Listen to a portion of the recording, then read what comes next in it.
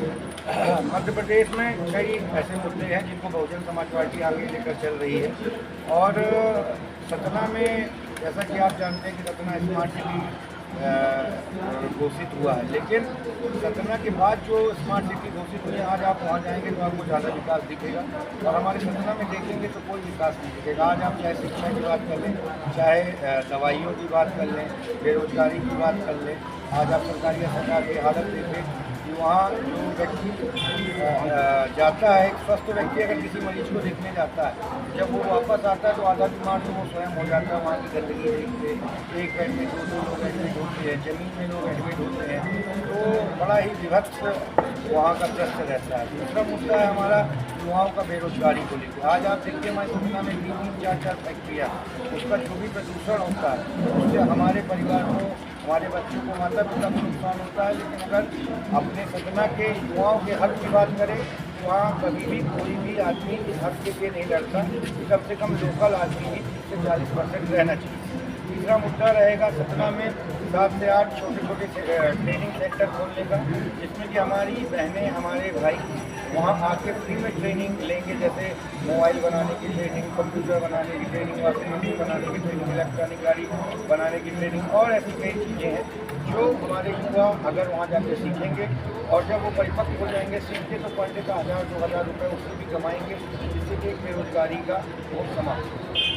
अगर आप यहाँ सतना विधानसभा से जीत हासिल कर लेते हैं तो यहाँ क्या है आपके मन में योजना चल रही है, यहाँ की जनता को अपना चल देखिए, अगर हम यहाँ से जीत हासिल कर लेते हैं तो जनता को हम हर तरह की वो सुविधा देंगे जो वास्तव में जनता चाहती है। जैसा कि हमारी शिवमों में कहा भी है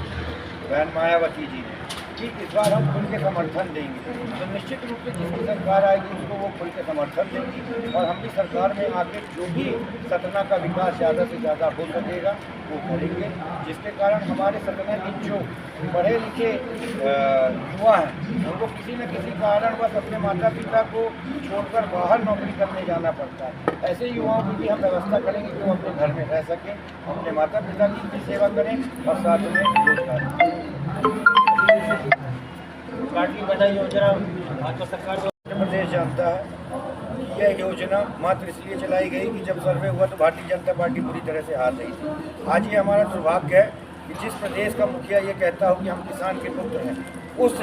प्रदेश में आज किसान सबसे ज़्यादा आत्महत्या कर रहा है। ये हमारे लिए बहुत दुखी की बात है। रही लाडली बहना योजना की बात, तो मैं पूछना चाहता हूँ कि 18 साल तक ये बहनें लाडली नहीं थी, 18 साल तक क्यों इनकी याद नहीं आई? आज जब चुनाव का वक्त आ गया तब आप लाडली बहना योजना चला रहे हो। मैं कहना चाहूँगा कि अगर आपको फ्री देना है तो शिक्षा फ्री दीजिए, अगर आपको फ्री देना है तो दवाई फ्री दीजिए, जिससे कि हमारे शहर का, हमारे लोगों का विकास हो सके। और लाडली बहना योजना दुनिया जानती है कि अभी वृद्धा पेंशन आधे लोगों को नहीं मिल रही है, विधवा पेंशन आधे लोगों को नहीं मिल रही है, तो ये लाडली बहना योजना भी सिर्फ चुनाव तक मिलेगी और चुनाव के बाद सब जानते हैं ये किसी को नहीं मिलेगी।